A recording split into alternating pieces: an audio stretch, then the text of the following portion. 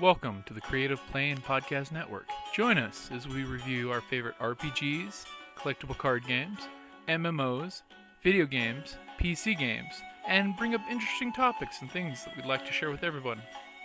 Sit back and enjoy the show.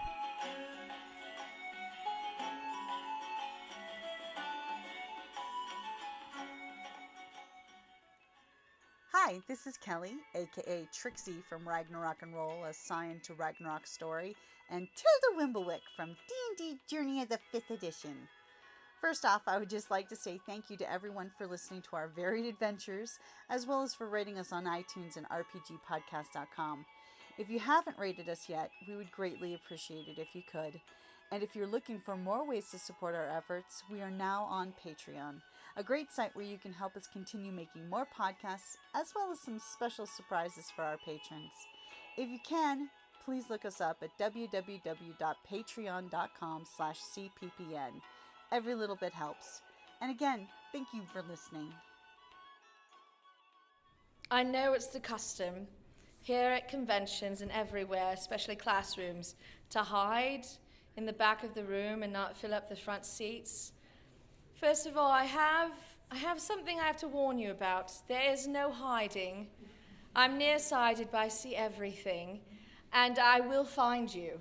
So I'm actually going to encourage you to come forward and fill in the gaps, because we're going to talk a bit about improv and building your character in this next panel, but we're also going to have some improv games.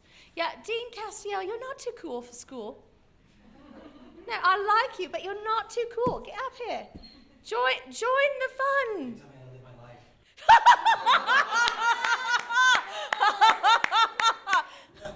Well played, sir. All right. So, who here has any theatrical background whatsoever? All right, has anyone done any improv before? All right, a couple of hands, good. Who here does cosplay? Good, or you just like to dress up in your own character. And some people are like, that's not really cosplay. I'll be truthful, I don't bloody care how you divide it up. I'm not that persnickety. So, who likes to be in pictures? Yeah, sort of. Who would like to be in pictures? Right? Who would like to go home at the end of the con weekend after you've worn your fabulous costume and you've been in front of thousands of people and you see your picture and you're like, yeah, I look amazing. Wow, I nailed it. I knocked it down. Who would like that experience? Yeah, like all of you. Good. Good answer. So the goal here is, if you're doing a character, to help you have some more skills, to fill out your character, and to go through a whole con day being able to interact with people no matter what they throw at you and roll with it comfortably.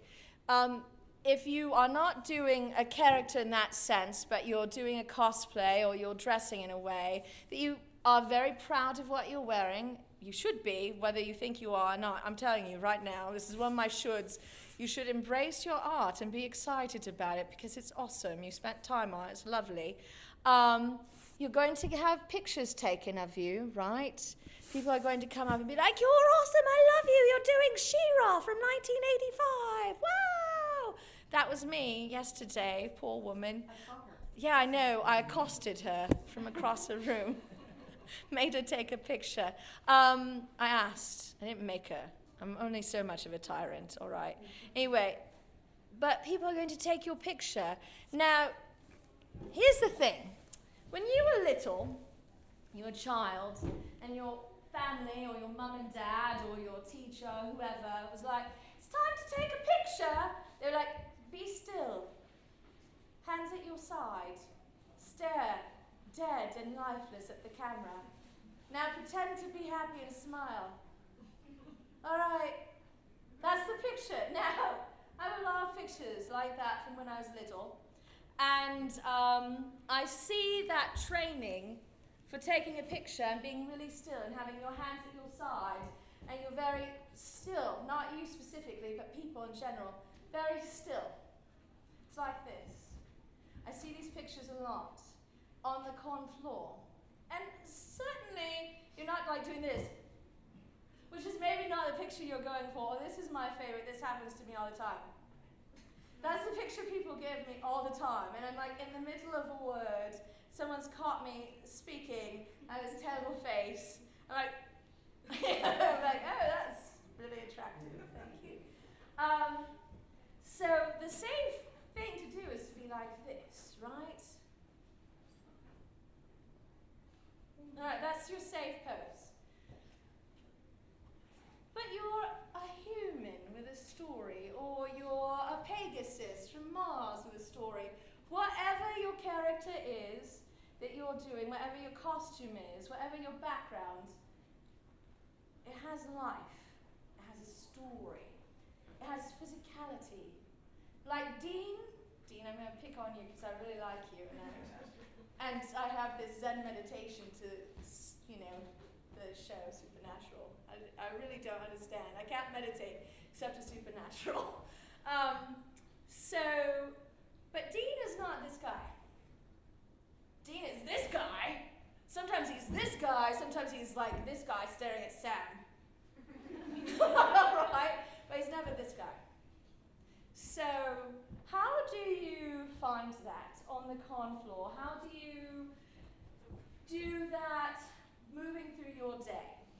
Improv, right? So often you'll see on a show like Whose Line Is It Anyway? Good, it's not on. Or some improv show, like if you live here in Tucson, there's the Unscrewed Theatre that does improv almost weekly on Friday nights. It's really funny.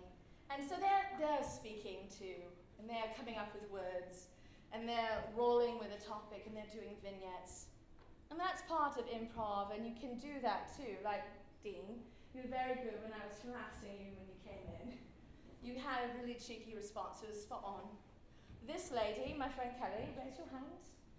She's really good at it too. I can throw almost any crazy curveball at her, and she's like, oh, that's just madam, I'm going with it.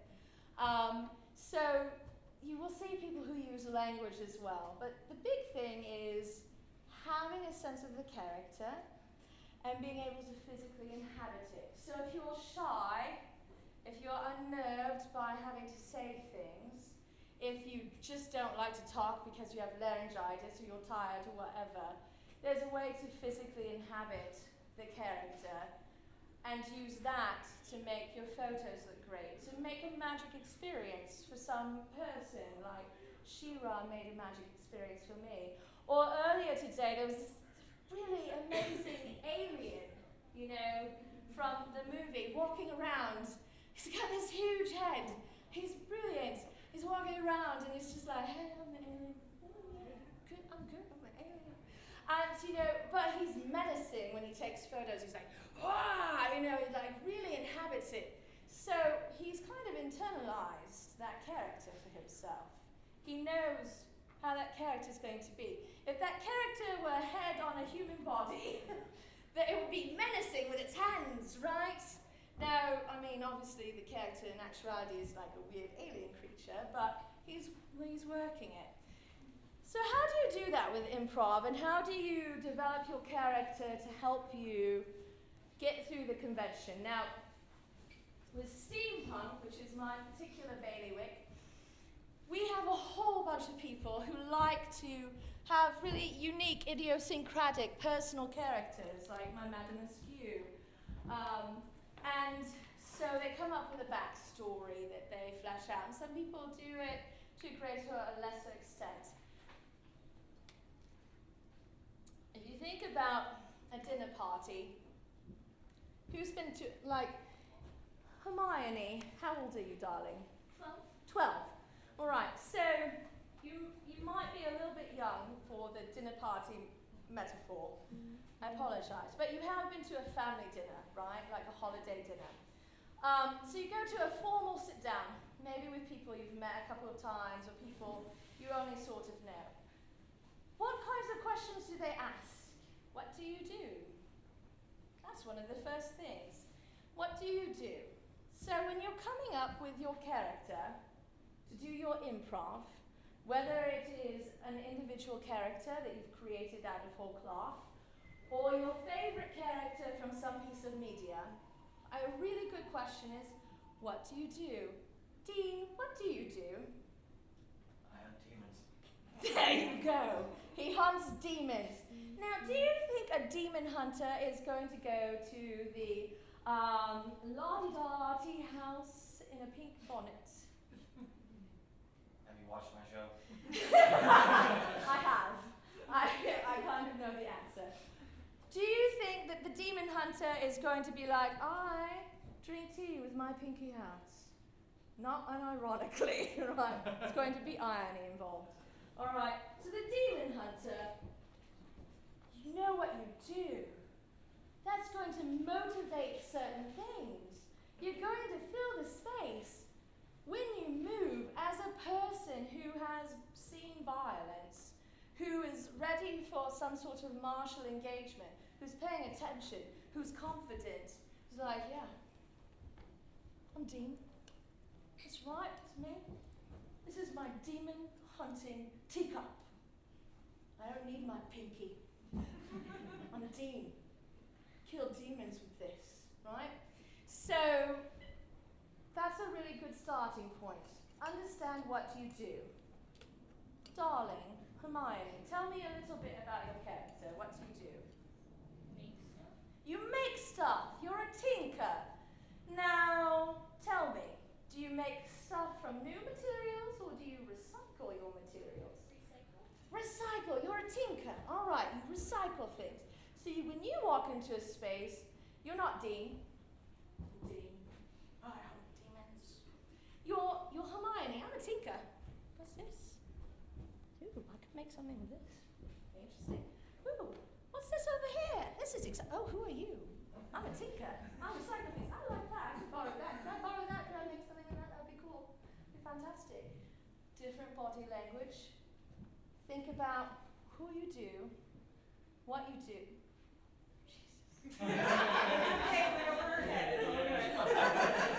Sweet baby Tesla. Think about what you do, who you do it with, how you talk to people. Who you portray. Who you portray. Hermione, you're a pip. Thank you. So, and that may help you with your body language. Now, body language is a big part of displaying the character. Now, I'm going to be Madam Askew, that's who I am. You've all watched me around, many of you have come to the booth. You've seen me maybe at other things, doing other events, beating tables. You know, getting hot on things. This is Madam Askew, this is how I move. I'm Madam. This is me, like, in action. Sometimes, though, I'm Madam.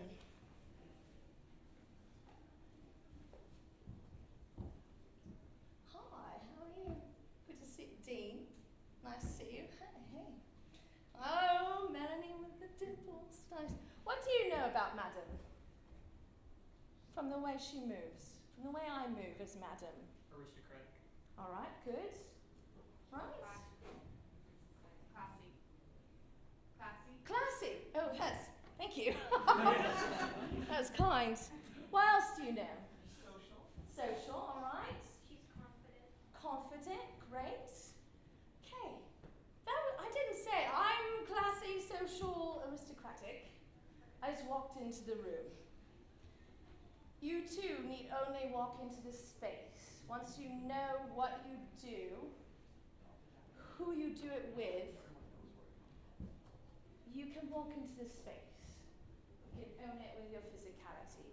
So I think it's really important to root any improvisation into this, your body, because it's your instrument. Just like a piano is what a pianist needs to know really well. What we really need to know is how we move in a space.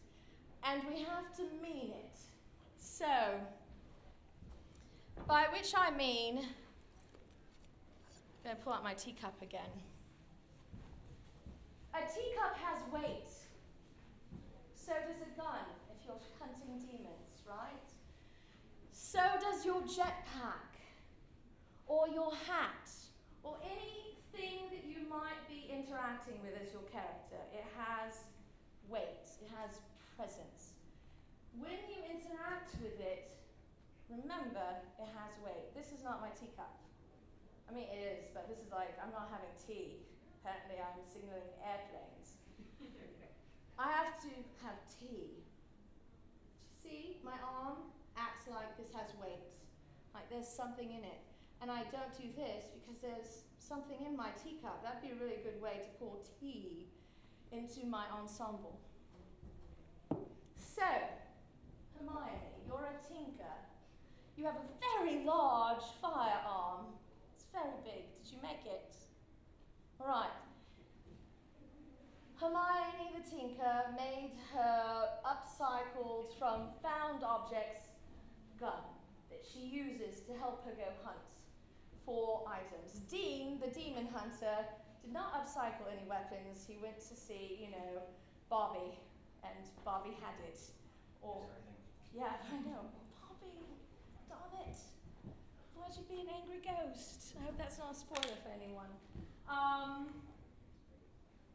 But when you pull out whatever it is, whether it's your large implement of death and destruction, or your demon hunting implement, or you have a large, this really cool, thing on your arm that's what's it called again? A lance. A what? Hand lance. Hand lance, thank you.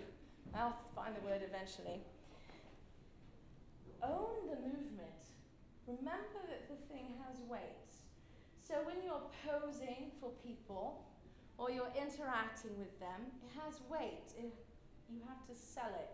You have to physically commit the movement. So put a little tension into your body when you're interacting with things. I don't mean like, I mean like muscle activity, like you're lifting a thing or carrying a weight. Or if you're pantomiming, you need to make sure to sell the pantomime. All right. I'm going to tea.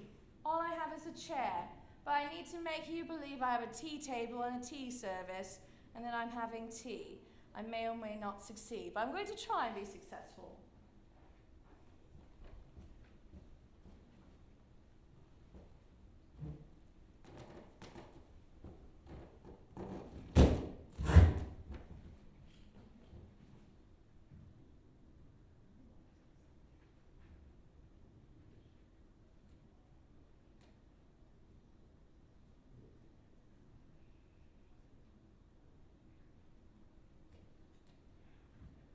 Having tea. Right? I put a little bit of muscle tension into everything. And so that helps sell the movement. I also remember there's a table there. There's a teacup. I have to put the teacup back down. As long as I'm in the moment with a person that I'm doing a photograph with, or a person I'm entertaining, or a person I'm engaging with some sort of improv with, I have to remember what's going on that I've just engaged in. I have to motivate my body to have that muscle interaction.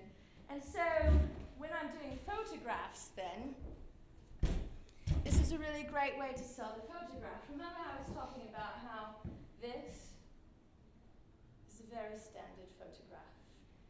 You will go through and see many people doing this. All your life doing this. But you're Dean! You don't photograph like that when you're Dean. You've got a leather jacket, you've got this rad car, baby, she's beautiful. You've killed demons. You've saved the world more times than anyone can count. You have a brother who's surly and problematic. You have a complicated relationship with Crowley. It's some sort of bromance. It needs therapy. Got a lot going on. You're Dean. This is not how you take pictures. This is how you take pictures. You're like, this is how you take pictures. Or this. Or this. And you're gonna mean it. You're gonna mean it. You're killing demons. You're gonna mean it. Hermione, you're not going to be like this. A tinker does not stand like this. You're a tinker. You're full of energy. You find things. Oh, look at that. Oh, look at that. Oh, hey, nice to meet you. You're a tinker. Right? Darling, in the red stocking cap.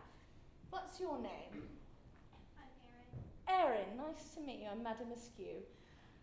Tell me, Erin, do you cosplay? Yeah. Who's your character? It's supposed to be Peter Maximoff from the X-Men movies.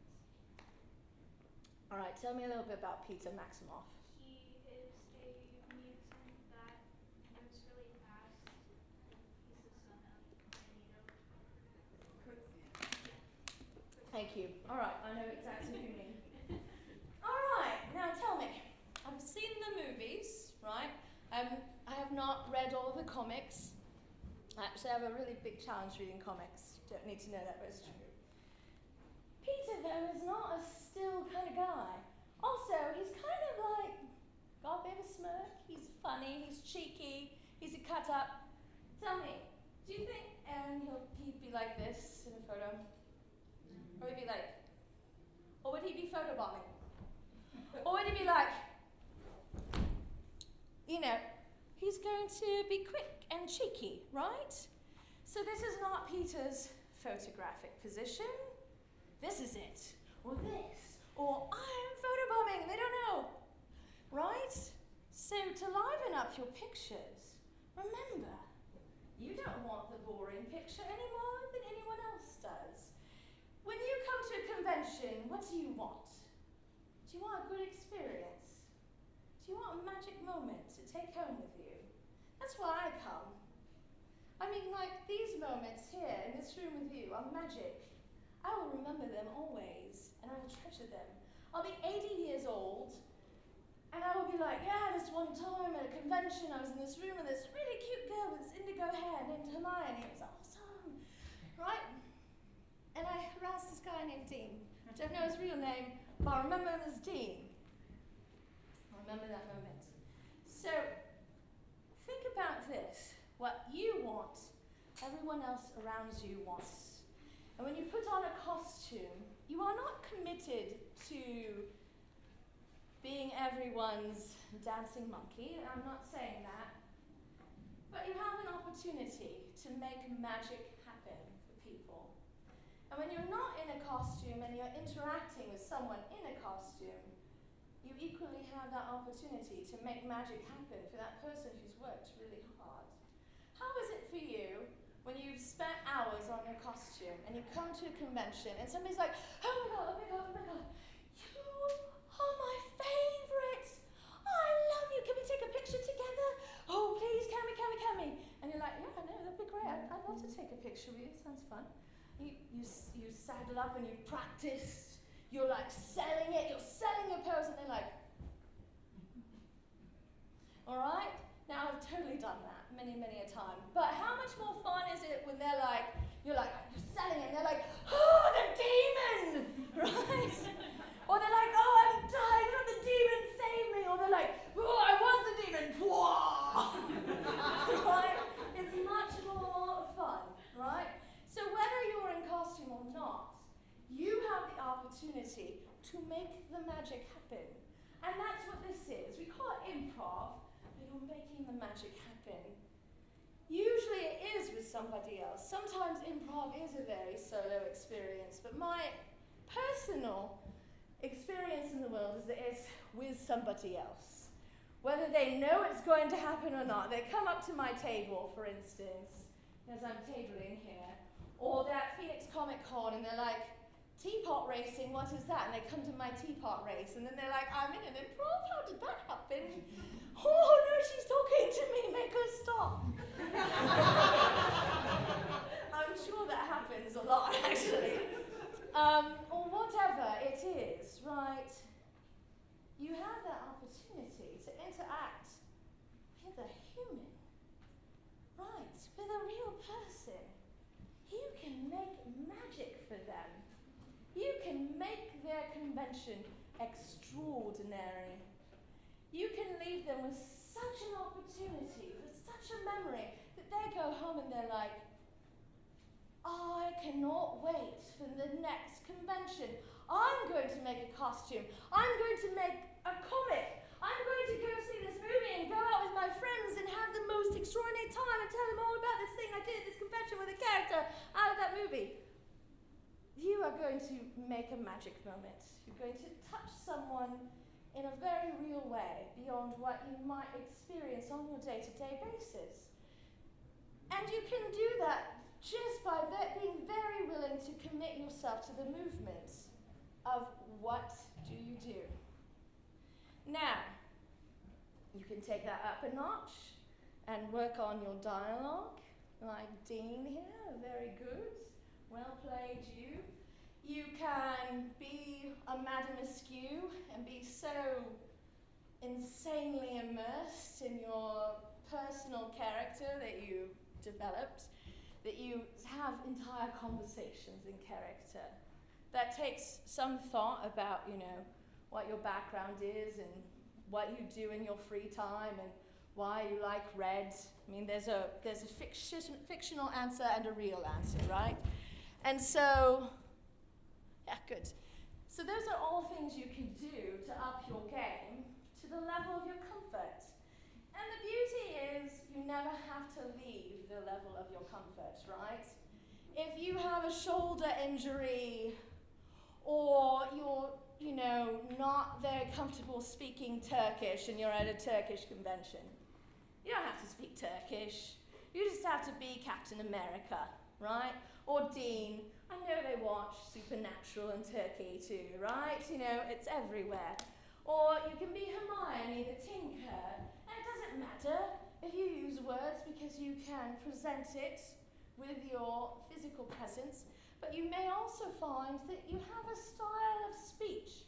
It is true for Hermione. Or that you have a style of representing your character, Peter, and the way he might speak. And maybe it's drawn out of the comics, or maybe it's drawn out of the movies, or maybe it's completely the creation of your own imagination, which is 100% okay, right? Or you have a hand lance with a story and you do all kinds of crazy steampunk stuff and you've got your character vision, and so you know who you are, what you do, and therefore you know how you will respond to things, and that means physically and verbally, right? You just have to find that kernel. What do you do? And that will motivate a lot of answers and solve a lot of questions. There's another thing I'd like to talk to you about before we go into some improv games. I mentioned it a little bit, sort of in passing. Paying attention, remembering where you were, what you were doing, what you've created around you.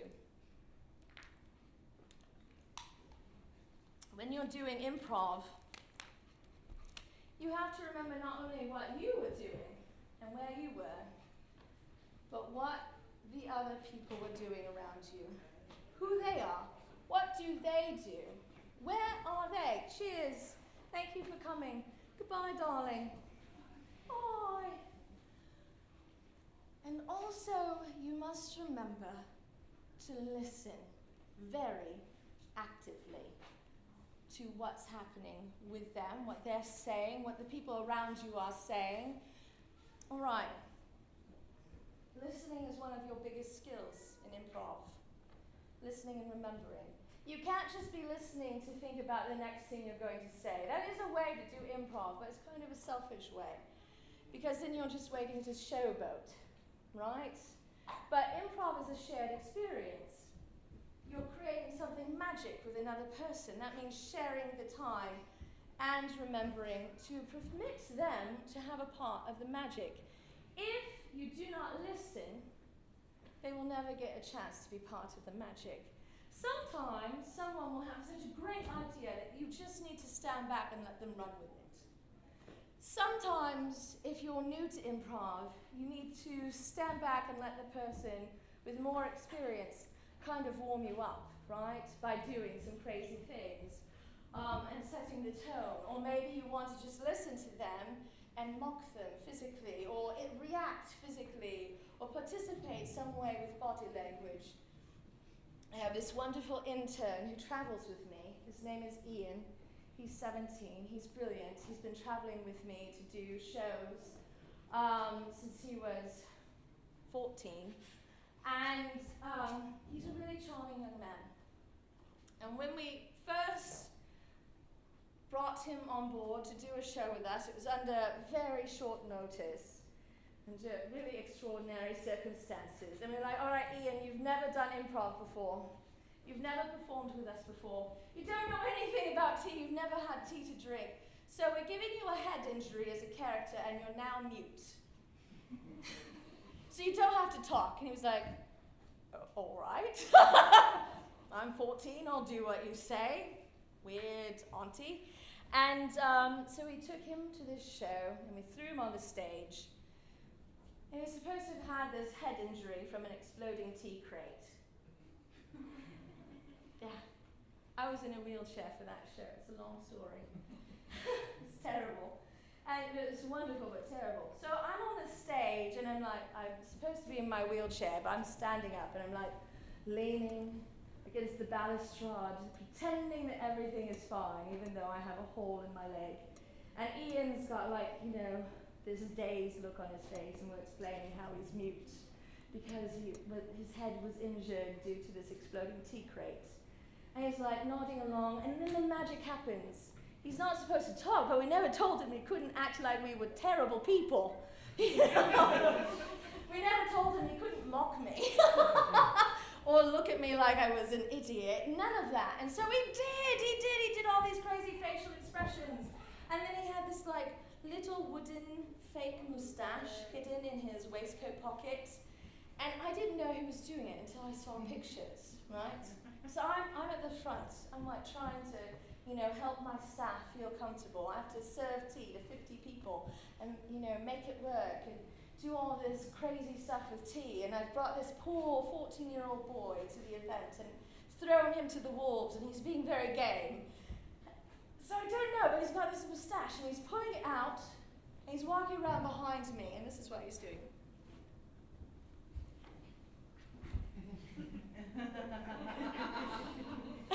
The audience is dying. They're dying. They're laughing so hard. He hasn't said a word. And I'm like, I don't know what's happening, but I can hear his feet behind me. I know he's walking around back there. And I know he's making tea. I don't know, I can't see him. I can't spend the show like this. That's really terrible for the audience. So I'm like, hey, all right, so do this. It's like, he does this. I'm like, all right, I guess he's just making tea then, right? So we spend the whole hour with him mocking me behind my back with this moustache. The audience is dying, and I'm just like, it's tea, la-di-da, it's tea, would you like some tea? And they're like, oh yeah, I'd love some tea from you. So you don't have to say anything to make it funny or engaging or entertaining, or there are other emotions you can, of course, present. You could be like rage, demon, hunter, angry, bitter, rebel, Dean, who, stares at his brother and he's like, I got you. I understand. You're wrong, Sam. So there's a lot you can represent. I can never be very angry, honestly. I'm too whatever. But you have to listen. You have to pay attention. I could have ruined that moment for Ian, right? If I hadn't been paying attention, I could have turned around and been like, what are you doing? Stop it! No one wants you. You're terrible, wouldn't it? I would have crushed him. Would have ruined the moment. If I paid attention, whatever was happening was magic. I just needed to let him do it quietly behind my back. So when you're in the improv moment with someone, remember, you don't necessarily have to talk. Let's say you're Skeletor. So do you need to have a monologue? You could, or you could just be like, I'm menacing. I'm Skeletor. I will kill He-Man. Right? You don't have to say anything. You just be angry in your pictures. Look like you're going to stab people with your big swords and your angry skeleton face. You could at any time engage with people verbally, and they're going to be very excited. I loved when Dean and I had our little moment. My heart fluttered. I'm like, oh, it's Dean!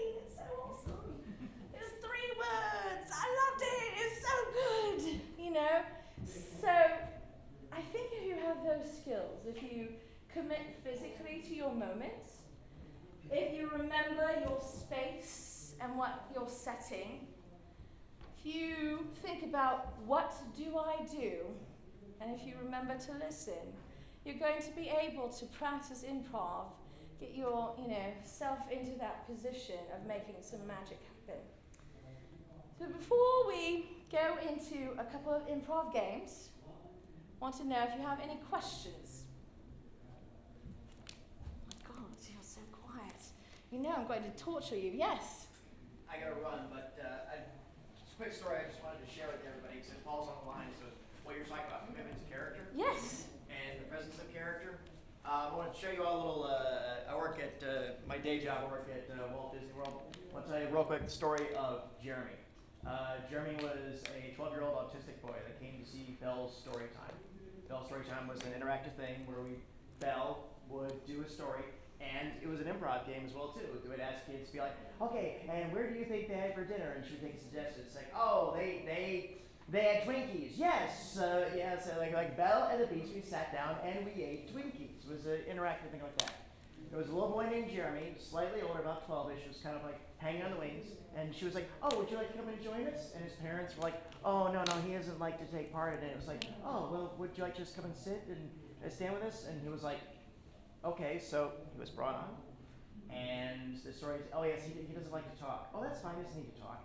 So we did the story on later on, and they said, and Belle's father was a tinkerer, he built things. What do you think he built? Like, and without thinking, like, Jeremy, what do you think he built?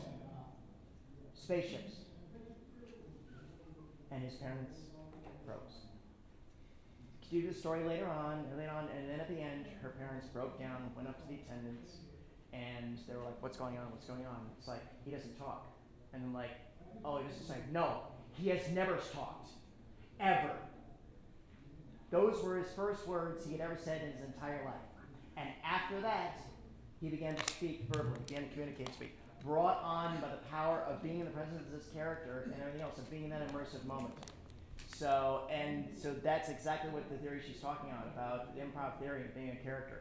And maybe you've had a bad experience like going up to a celebrity and they're not what you wanted to be. That same power can be in cosplay. If somebody comes up to you, you could be dressed as their favorite, and they could be gushing for you. And I would say, like, they're giving you the gift of their energy. Try to reciprocate it back, because you could be someone's favorite. You could make someone's day. At a convention, we see a bunch of crazy stuff, but you could be that special moment, that interpretation of character. And don't be afraid to engage them to them. I have dealt with some snooty cosplayers on my dates. Oh, wow, you do great, you're so awesome. Yeah, thanks. So do you want a picture or what? No, just saying you look great. Yeah, whatever. It's like, who wants to deal with that dick like that? So anyway, the point of the matter is that, like, trust me, what she's talking about is absolutely valid theory, and I just wanted to share that story because that is the power of just being in a costume and committing to the character. Miracles can happen. Oh, thank you. You made me tear up. Oh. Sorry. And I gotta go downstairs and cover some other event. But anyway, thank you. Round of applause. That's lovely. And that is what I'm talking about. That is beautiful. I mean, I've never had that kind of powerful experience where I help someone in that way. But think about it, you could do that thing. You never know. Like, right. You have a bad day. This is not as powerful. That was a very powerful story. I have to come back from that. My heart's all like, but you have a really bad day, and you come into the convention, and you're like, oh, I can't cosplay. My costume is terrible. I guess I'm here, I bought the ticket. And then you see your favorite character. Oh, it's so good. You're like, maybe I could get a picture with them. And you go up to them and they're like, hey, you're awesome, I love what you're doing. You're like, wow, I feel a little better. That's good, right? He's right, you have the power to turn that on for somebody, which is pretty fantastic. And while I don't think you have to be anyone's monkey, right? You don't have to dance for people just because. you're cosplaying. You must go to the bathroom. You've had 5 bottles of water. You're dying. Someone comes up to you and they're like, "Can I take your picture? Please, please, please." And you're like, "Please." All right, you have a choice here. I've seen this choice play out. You could say, "Hey, I'd really love to take a picture with you. Could you give me like 3 minutes? I really must go to the ladies. I promise I'll be right back." That's option 1. Option 2 is like, "No, gotta go." What's easier for you? What makes you feel better? All right, I really have to go to the bathroom. I don't want to have a conversation. But 10 extra seconds can mean the world of difference. On the other hand, you're the person, you come up to your favorite and you're like, "Oh my god, oh my god, oh my god, oh Shira, I love you, you're so awesome, I haven't seen you since I was 10, you're the best." She's like, "I'm trying to eat my salad." I try and be like, "Please, eat your salad. Yeah, I'd love to get a picture of you later." When you're not eating your salad. That comes back to the listening, sort of a pay attention thing, situational awareness. Both parties get to participate in that, right? I'll add an addendum to what Paddy said. I studied opera when I was younger. I wanted to be a professional opera singer on the stage. I worked at the opera as an intern when I was much younger than I am now. It's amazing. I had the most exquisite time. There were the most talented people there. They were extraordinary. They spend hours every day practicing their art. They're working really hard. You have a choice, right? There's a stereotype of the opera diva who's very difficult to work with. Let me tell you, outside of Pavarotti, who's now deceased, there is no one on this planet that any opera community, any producer, any staff will put up with being a diva. They don't have time. They're there to make art. There's never any reason to be a diva, no matter how good you are.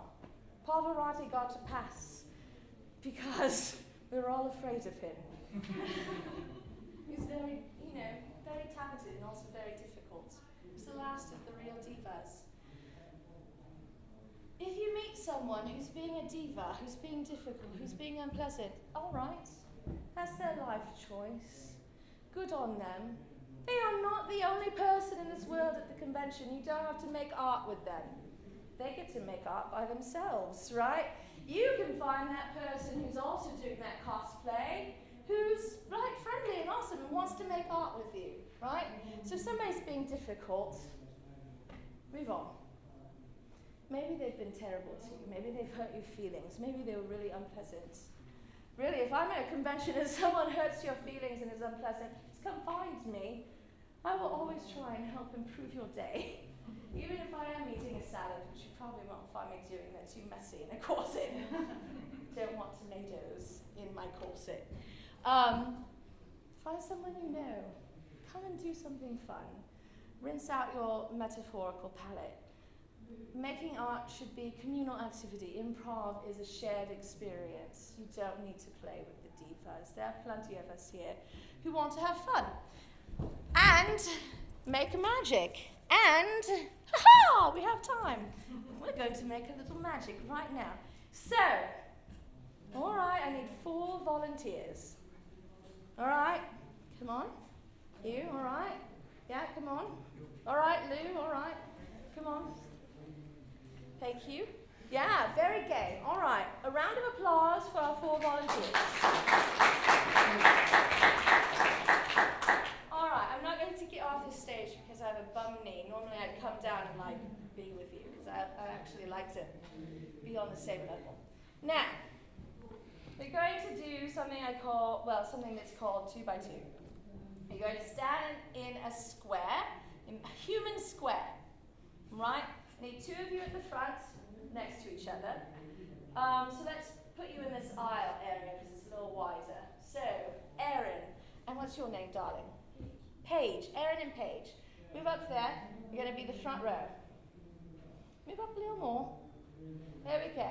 And give yourself some space. All right. Now, what's your name, darling? Zoe. Please take a spot behind Paige. Lou, please take a spot behind Erin. Zoe and Lou, turn and face me. All right. Now, Erin, you're 1. Paige, you're 2. Zoe, you're 3. Lou, you're number 4. All right? This is your square. I'm going to give you a few moments, the front row, to do your improv. And then I'm going to call turn. And you're going to turn one person. So then it will be Erin and Lou at the front. And Paige and Zoe at the back. And we're going to go through a full rotation. Does that make sense? So if you're in the back, what do you think you need to do? Listen. Listen! Excellent. If you're in the front, what do you need to do? Talk and engage, right. Right, and listen to each other. But in the back, you're really listening to what they're doing up front. Because what happens when you turn, you pick up where the last person was, and you continue the improv. Now, when you're new to the improv, you can take it in a new direction. Maybe they're at an ice cream parlor having ice cream and you decide there's a zombie apocalypse happening in that ice cream parlor. That's all right. You can do that. Maybe you decide that the ice cream is actually Soylent Green. As people. All right? I know some people got that one. All right, good.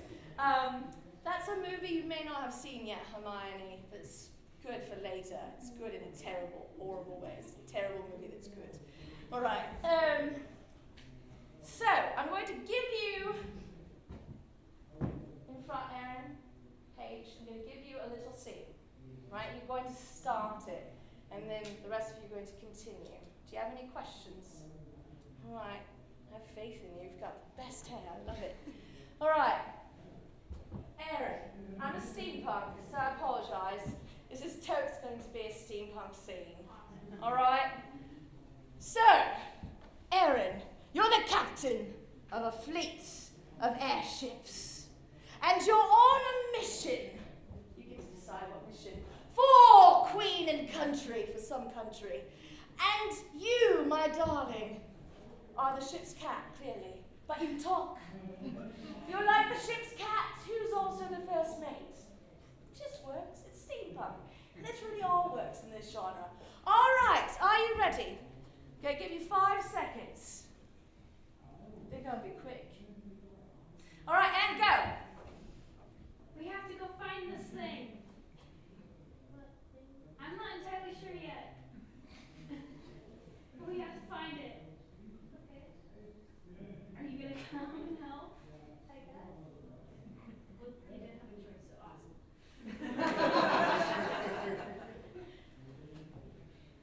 And turn. So, I think it's time that we leave the airship, go down to the surface. Are you prepared for that? That's a long way down. Well, yes, that's why we use jetpacks. Somebody could die. But we're the crew of an airship. Of course somebody could die. That's why we do this. We do it for Queen and country, you know. But I don't want to die. Well then, wear your jetpack. Don't just say, oh, I don't want to go. You're part of the crew. What if it breaks? What if it breaks? Take it up with the engineer. She'll fix it for you. Turn. Well, I'm an engineer, and this jetpack's totally broken. That's what I kept telling the captain. So I tried to rewire the flames to this way, but if you actually use this thing, you're gonna kind of just go spiraling through the air. That's what I was telling the captain. I was telling the captain, no, somebody could die.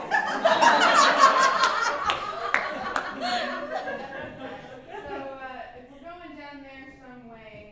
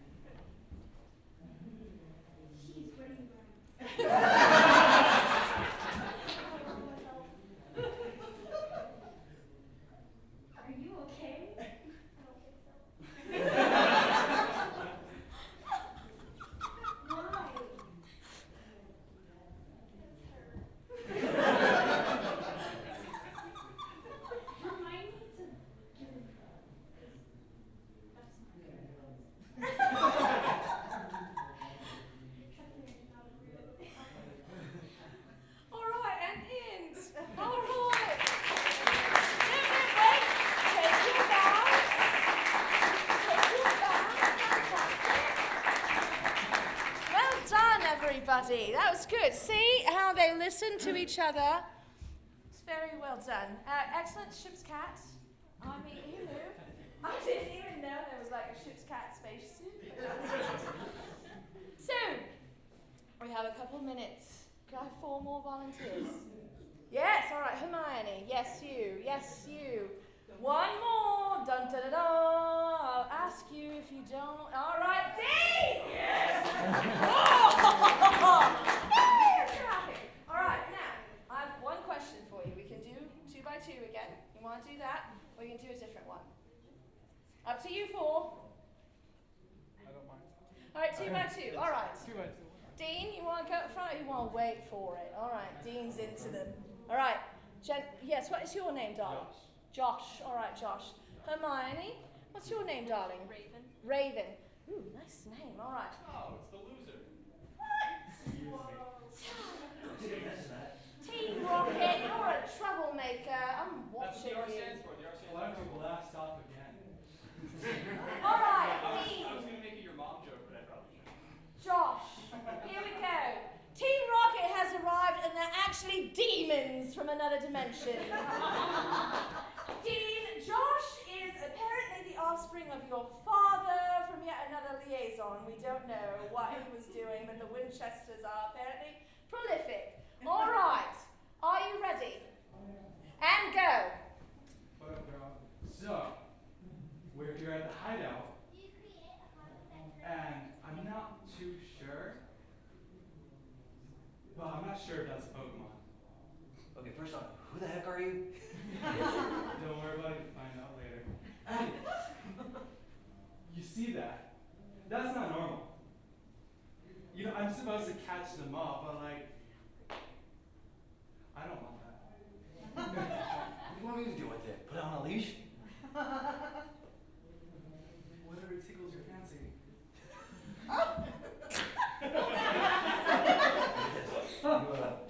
Just shoot it, alright?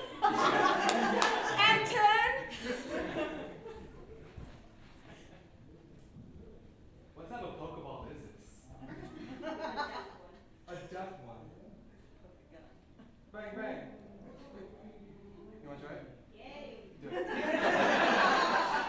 No, wait, no.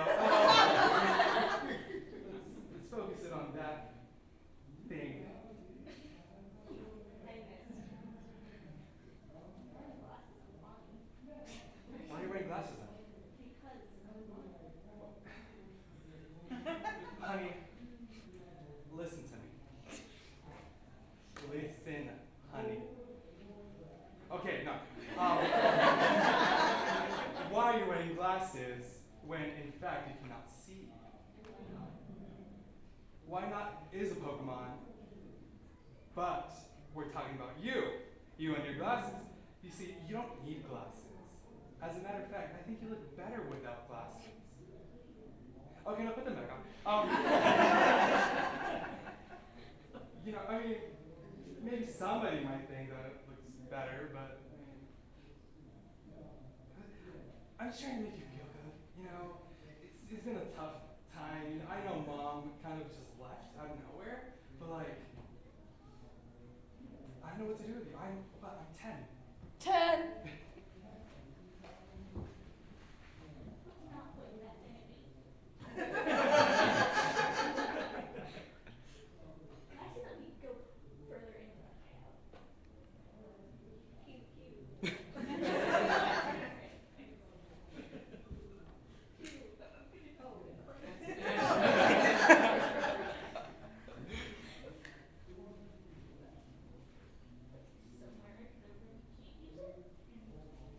Not use it. And turn. Who the heck are you? Who's all these people? What's that? I'm gonna call that demon. How's that? You want a gun? I put it over there somewhere. What are you supposed to do now? Get a Pokeball and throw it at it?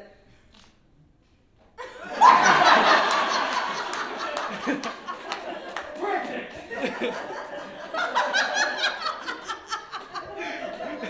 You can play nothing!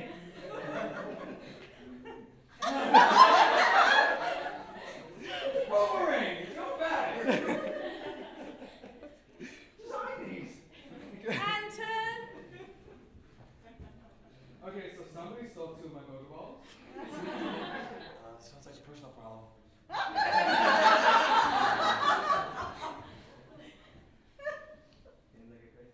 You know what? This is why Dad liked me better. Who's your dad?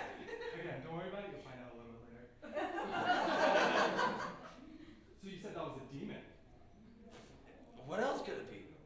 Yeah, Sableye? I don't know. Like, what? What do we If do? I don't know. If I had my gun, I'd just shoot it. It would be done and over with. This could all go away. But I don't have that now, do I? Where's your gun? Gave it to you, didn't I? Okay, yeah, but you know that I have like a thing about losing things. Yeah, you lost 2 Pokeballs too.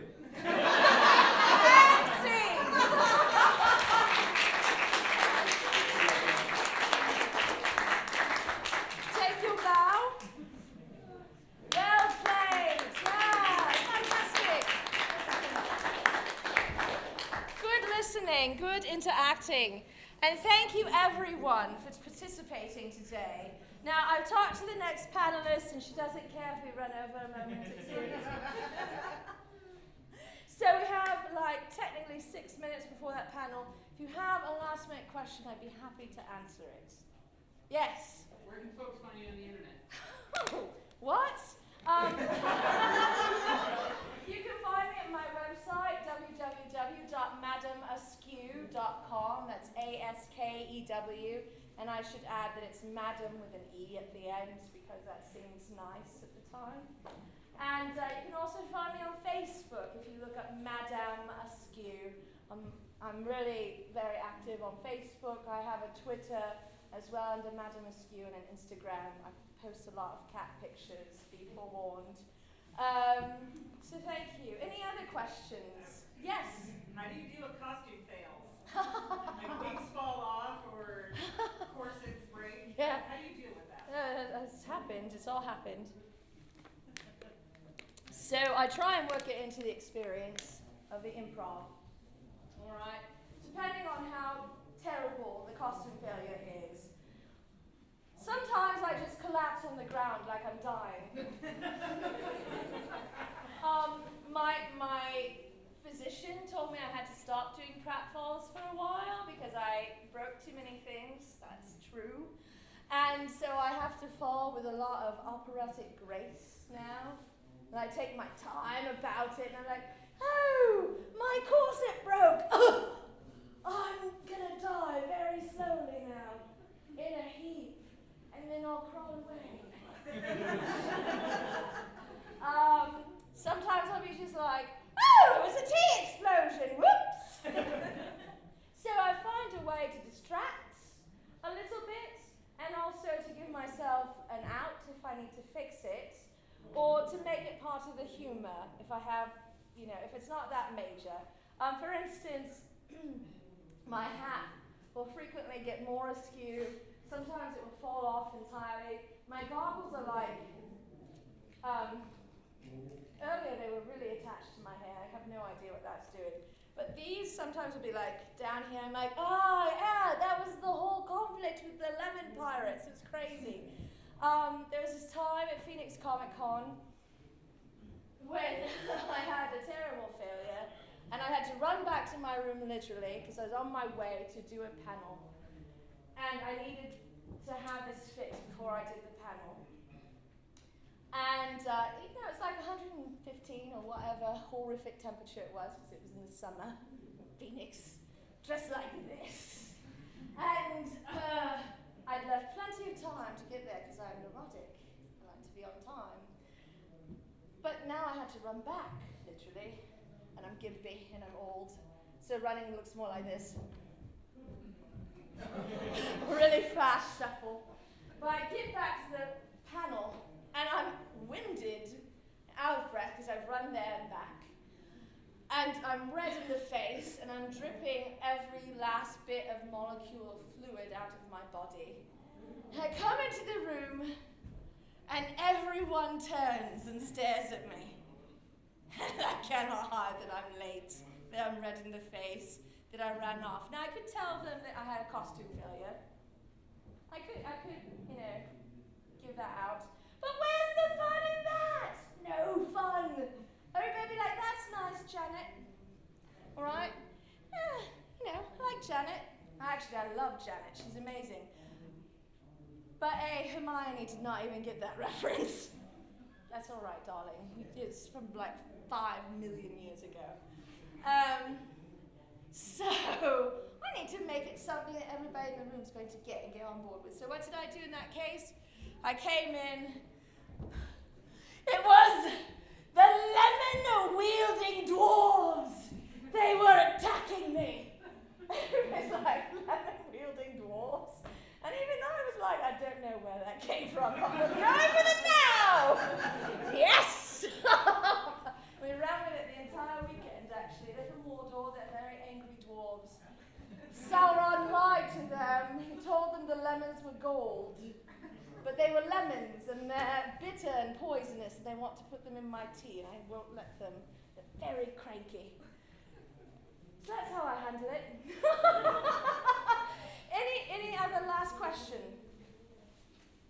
All right, thank you all. You've been tremendous. I loved your improvs.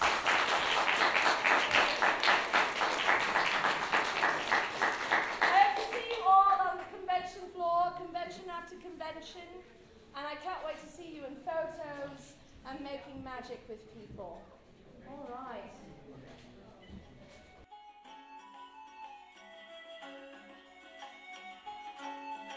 Thank you for listening to the Creative Play and Podcast Network. And feel free to enjoy our other shows, such as D&D Journey of the 5th Edition and Scion Ragnarok and Roll, a Scion hero to Ragnarok story. Thank you for listening.